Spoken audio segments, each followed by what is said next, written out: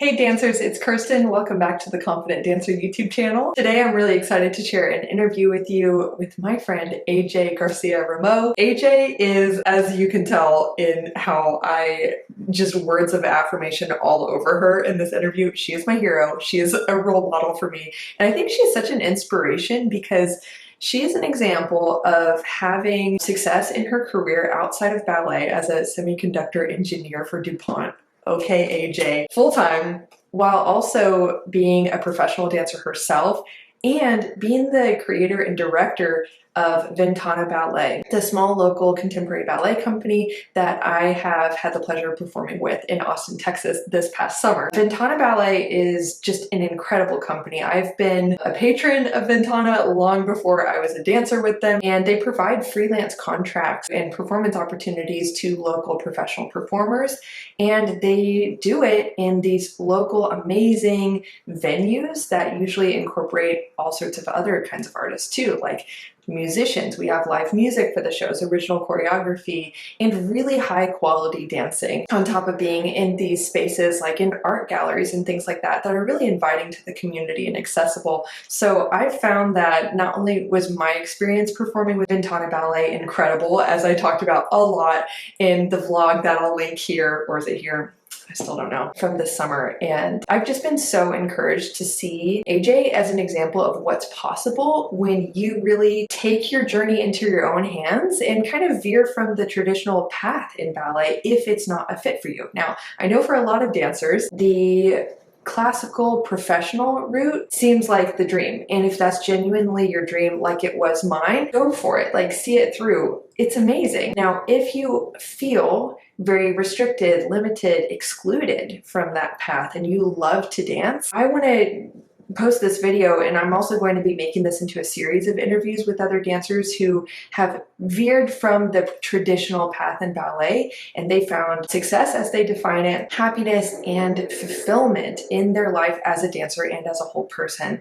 I'm just really, really excited to bring more examples like this into your awareness, because I just want for all dancers out there to know that if this one narrow definition of success that is portrayed in Point Magazine, if that is not a fit for you, that doesn't mean you are not cut out to dance. That doesn't mean you can't dance. That doesn't mean that your path is any less. And I just want you to know that there are so many options for what you can do with your life as a dancer, and you can balance that with having a good job. You can balance that with taking care of yourself and having a healthy relationship with ballet or dance instead of letting it take over your whole life and dictate your every move. I think AJ is a great example of that, and so I'm excited to share this conversation with you, in which she shares a little bit more about her background, what led her to create a company and to take just a more unique path with this, and also pave a way for other dancers to do the same. And on top of creating and directing Ventana Ballet and dancing in a lot of the shows herself, AJ is also a co-owner and partner of First Street Studios, which is an incredible venue in Austin, Texas that provides affordable studio spaces for other local artists to rent and teach from or rehearse from. And it's the place where Austin Community Ballet meets, which she teaches and helps run that. And Austin Community Ballet has been a huge positive thing in my life in the last couple of years. It's the space where local dancers can get together, take ballet class up to 5 times a week. There are classes every day, basically, and take it at a really affordable rate in a really wonderful, supportive, non-hierarchical environment where the teacher is volunteering and they just teach a class while they take the class with everyone else, and there's not a lot of talking. There's just, here's a combination, let's dance together. And there's so much knowledge and wisdom in the room that I can turn to any dancer or even raise my hand and be like, oh, you know, I learned this thing about how to improve my extensions. It's totally changed my life. And everyone will be like, oh, that's amazing. Does anyone else have tips? Or I can say, I'm struggling with knowing how to like get my hips to relax when I do this. And someone will be like, oh yeah, I'm also a massage therapist, and let me tell you this, this, and this. So it's just such a cool collaborative environment. I absolutely love dancing there. There are so many professionals and former professionals who go to dance there, and we just get to do it because we love it. So enjoy, be inspired, and that's it. Here we go. Hey everyone, welcome back to the Confident Dancer YouTube channel. I'm Kirsten, and this is my friend AJ Garcia-Rameau. Thanks for joining me. Thanks for having me. Oh my gosh, so we're kicking off this series on my channel where I'm interviewing some of my friends who I really admire because I just want to highlight some stories where dancers like AJ have kind of veered from the traditional path of, loving ballet as a teenager and thinking, okay, the only way to love ballet is being a professional dancer in a mid to big size company. And I just want to highlight stories where dancers have veered from that traditional path and still found a lot of fulfillment and kind of just pave their own way. And that's totally you. So AJ, can you tell us more about yourself and how awesome you are? Oh, gosh, thanks. You're so humble. You're probably not going to talk it up that much, so I will. Well, thanks for having me, Kirsten. Of course. As Kirsten mentioned, I direct Ventana Ballet here in Austin, Texas, and we started in 2018. And we specialize in immersive dance performance, and what that means is performance in irregular or non-traditional spaces, so not theaters, essentially. We have our occasional theater show. We love a good proscenium, right? Yeah. But most of our shows are done in site-specific spaces, which is really fun. Yeah. What I love about the company is that for each show, we do a residency period right before it, which enables us to rotate the roster. And it also enables us to foster towards more freelance dancers or those who want to do other gigs or other jobs.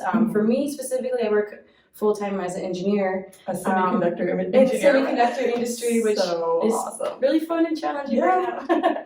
But it's nice because it's very cyclical in nature in that, I'll take some time off from work, we'll do residency, we're going to dive in. That's all we think about for like 2 weeks straight. Yeah. And then we churn out a really awesome show in a really cool space. And we put on about 6 or 8 shows per year, depending on it's incredible. Collaborations or annual shows, like holiday stuff. But yeah, I really like it because it does let me do everything that I love, which is science and ballet. And I still feel, like you said, fulfilled in both areas. I feel like I can't have one without the other, honestly. Yeah, and I really click with that too. So just to kind of summarize things so you guys understand up front, AJ directs and started Ventana Ballet. You work as a semiconductor engineer, full-time, you guys, full-time.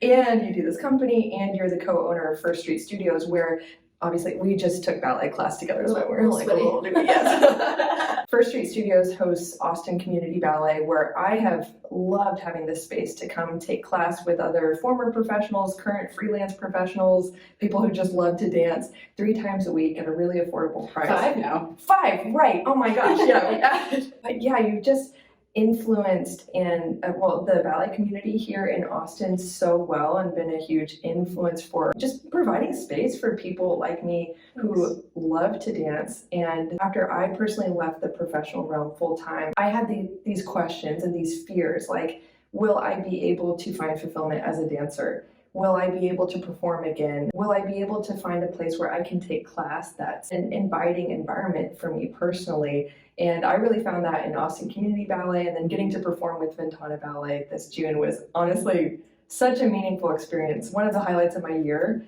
And I love how Ventana Ballet, all the performances, they're so inviting to the community. And I had so many friends,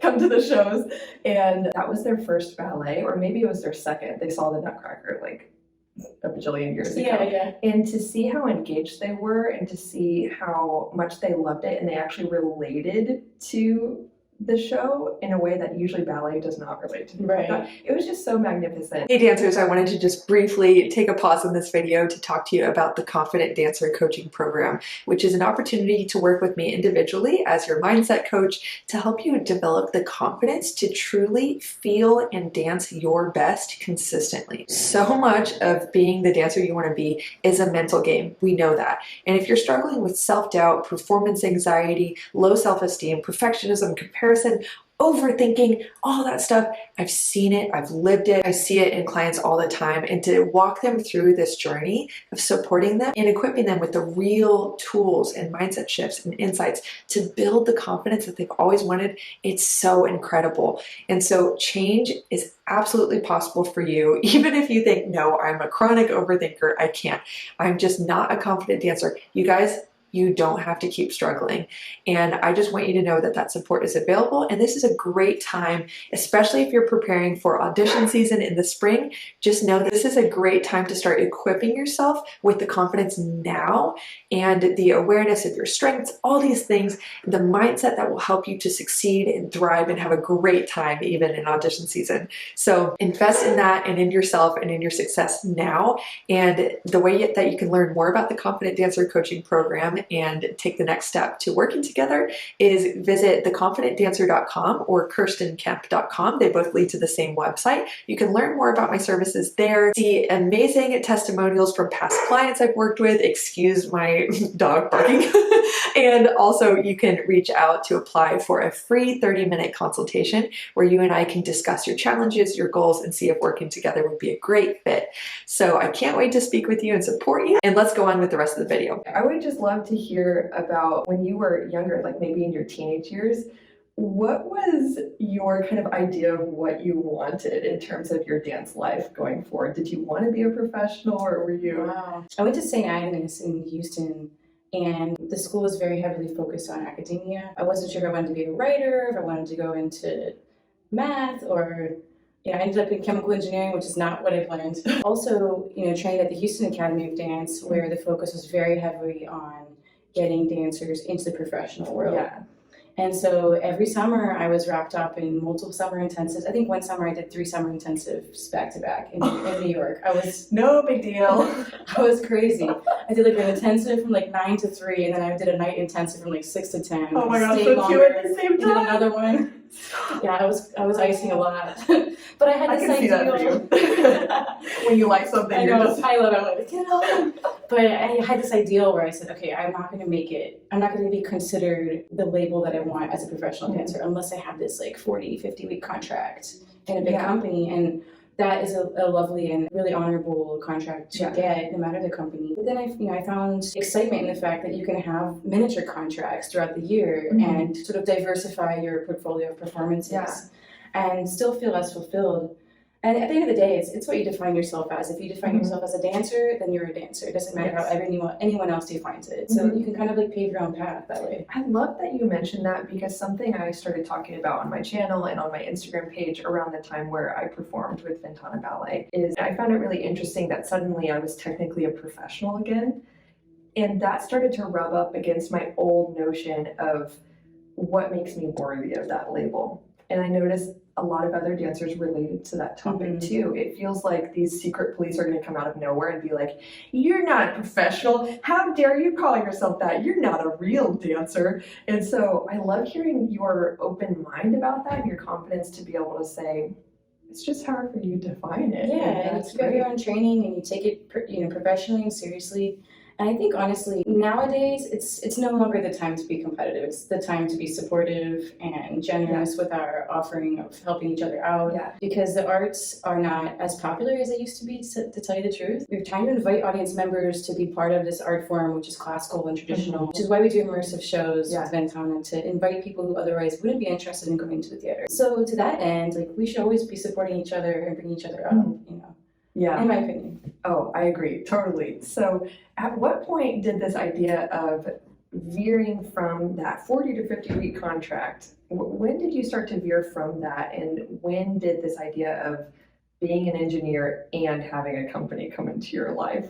Oh man, I think it's twofold. One is I started doing a lot of like festival work. So I would take solos or some like smaller choreography, like duets and stuff, to different festivals around the country. And that was really fun because I got to meet a lot of really cool people, dancers, artists, directors, and such. And I thought, wow, it's kind of nice to be like diverse in that way. And then the second thing is when I moved back to Austin, there's just so many great dancers and musicians here and so few contracts to offer. With such a growing city, there's definitely an opportunity to start like getting people together and putting performance out there and getting into spaces where we can encourage and expose new audience members to ballet and classical music.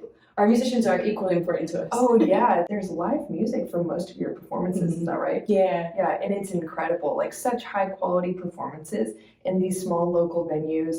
And I love how there is space for Ballet Austin here.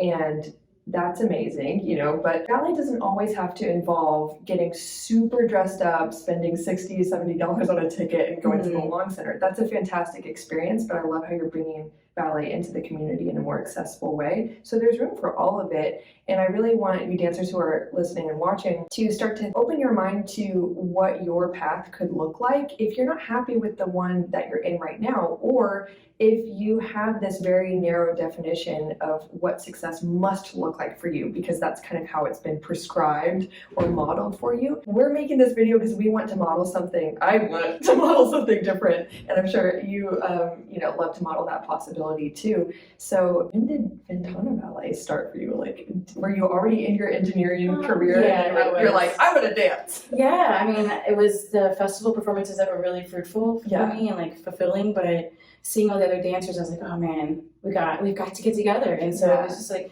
collectivized and like made some shows. And we thought, okay, it's gaining traction in the city, and we've sort of like adapted and became this, immersive favorite, I guess. And it's awesome. It's growing. I'm so excited. Yeah. We're gonna get our 501c3 soon, a nonprofit status, which I'm very excited about.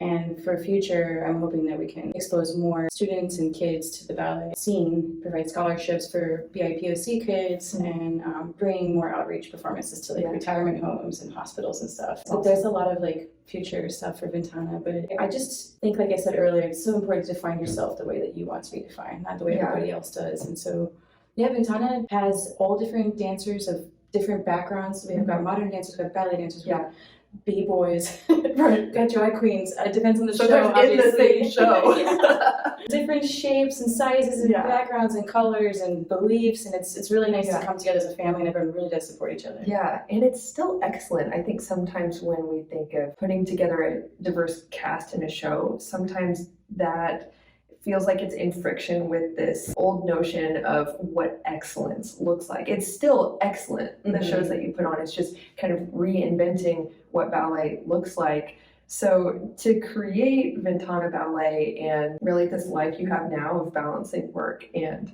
Ventana and taking class, like still training yourself, what fears or kind of old ideas did you have to overcome to make this? I think the most difficult one was like the inner voices. Yeah. Where you're like in class, you're like looking in the mirror, you're like beating yourself up. It's like you have to get rid of that right away. Like get over yourself. Get over yourself. That's really what it is. Like just get over your own stuff, because at the end of the day, if you're working hard and you have a goal in mind, you can achieve it, Yeah. But you are your worst enemy. And that was my biggest thing to overcome, is like the negative voices in my head about my physique and about my turnout, and my leg's not high enough. Yeah. But finding solace in the fact that, well, maybe I'm just a jumper. Maybe that's my specialty, and adagio is not mine. And that's fine. Yeah, owning what you have. You don't have to have a leg up here. Yes. Yeah. That should be the thumbnail. Yeah, I love that. It's like owning what you are, owning what matters to you, what you want. And I love hearing in the beginning of your story how you went to the school that valued, the academic school that valued other pursuits. And it sounded like there were some things with that really connected with you. And I felt the same when I was training actually at the Houston Ballet Academy. The first year I was all in with the bunhead identity, like, yes, this is me, this is life, 100% ballet all the time. I'm living, I'm thriving, until I wasn't. And then I realized I was craving conversations about something more than ballet. I wanted to talk about philosophy. I was always fascinated by business and entrepreneurship, and I wanted to talk about that. I was just curious about more than just the ballet world. Yeah. But I was also curious about the ballet world. I just felt like my tank was full there and overflowing in not a great way. I even felt ashamed at first for going to college, because that was like, oh, you failed your company audition, so you're going to college. But it ended up being one of the best things that happened to me, and then opening my eyes to what all is possible if you just choose to kind of look at the examples around you, and instead of saying, I have to exactly follow one, getting to know yourself and saying, what do I connect with here? What are the different parts of me that want to be satisfied? And I want to emphasize to the dancers watching that if you are training to be a professional ballet dancer in that classical path,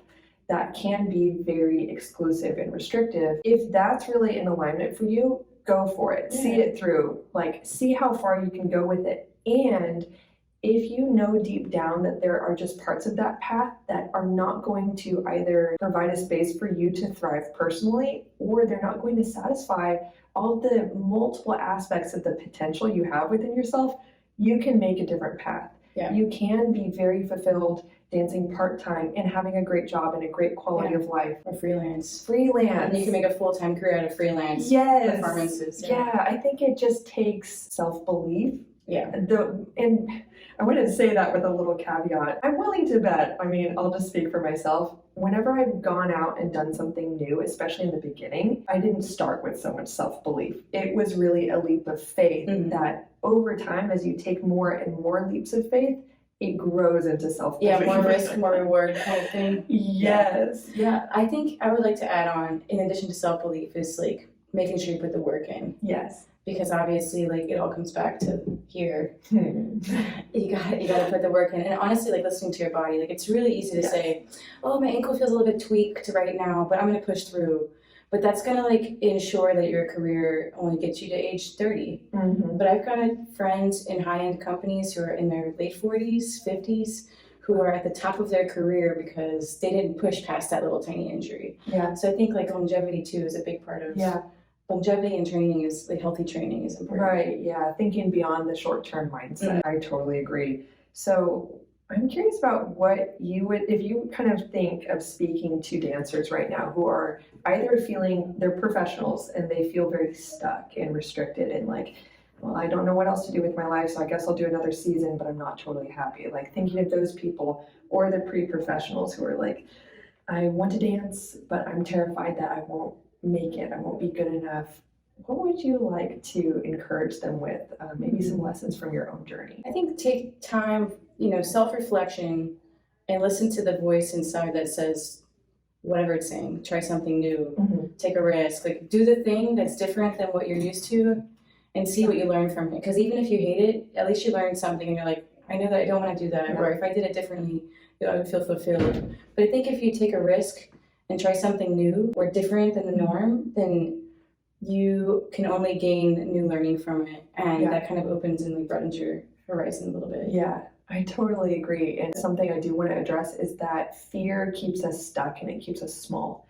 And it's totally understandable to be scared because as humans, we tend to be afraid of the unknown. Yet, I love to reframe it this way. Everything that you want and don't yet have is technically in the realm of your personal unknown right now. So that means, by logical extension, there are good things in the unknown.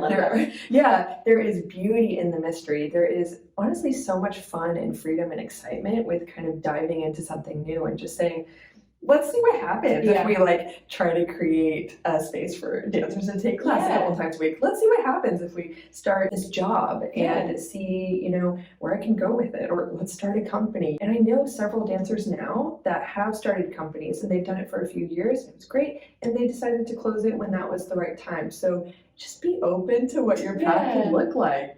It can be awkward too, especially as a freelance dancer or someone who's in between contracts, to advocate for yourself. But I say, like, take that random Nutcracker gig in another state. Talk to a string quartet, see if they need accompaniment on stage with a dancer. Yeah. I mean, just random stuff like that, you can learn so much. Like, I really like this kind of dancing, or I love being with musicians, or I really don't like guesting anymore. And there's a lot of things you can still learn from taking the risk of doing something different. Yes, and something I've seen in you, AJ, that I really want to highlight to the dancers is, and I'm not sure you would verbalize it this way, but what I see is, if you want something, you go get it. You go say, how can I have it? How can I do it? What's the next step for that? Instead of, man, that would be nice one day. Yeah. And I'm sure you have things where you're like, your one day goals, and you're just not pursuing it now because it's not the time. And that's fine. That's totally fine. I just love to encourage people to try out that mentality of take what you want seriously, believe in it, and ask yourself, well, how can I take a step closer to that? How could I make that happen? What could that look like?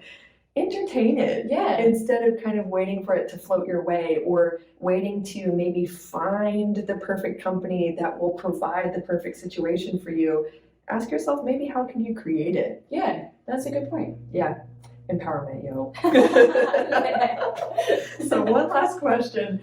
What is a shift or shifts that you would like to see in ballet culture right now? Oh, that's a good question. I love We kind of touched on it already, but Yeah. like my two big goals with both Ventana Ballet and First Street Studio is accessibility both to artists that you're hiring or working with, and also accessibility to audience members. Yeah. So exposing the community, bringing them close to you, immersive performance. Yeah. Those are two big things I think. And I mean, this is kind of like a third, but like supporting each other, like we talked about. Performing arts it shouldn't be a competition, right? It should be boosting each other up, more collaboration.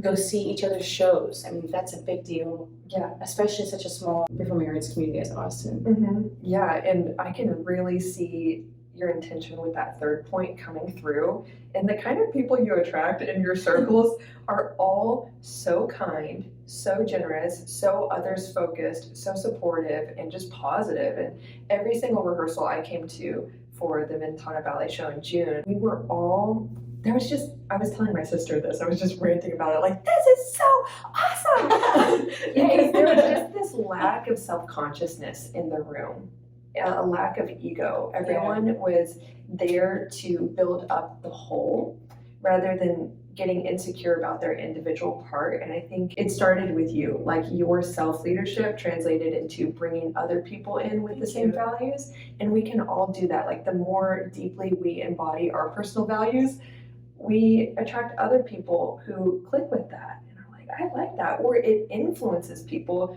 who might not normally be that way to kind of draw those qualities out in them. So I just think you're such a good leader and such a good example. With short residencies, ain't nobody got time for drama. At the end of the day, nobody has time for we have one goal that we're barreling towards. This got to be a good show. And no time for any of that stuff. So I'm glad to hear it. No time, no thank you. Even if we did have time, no thank you. No thank you. I would argue that we still don't have time, even if it was a 3-month residency. I know, right? Yeah. Well, thank you so much, AJ. This is really nice. I'm a big fan of yours, and I'm sure now you have a bunch of other fans. If anyone ever has any questions, I'm always open, so reach out. Yeah, come take Austin Community Ballet classes, come to our Ventana Ballet shows, audition for the shows. I'll link the stuff in the description. Thanks, AJ. Thank you. Thanks, you guys. Bye.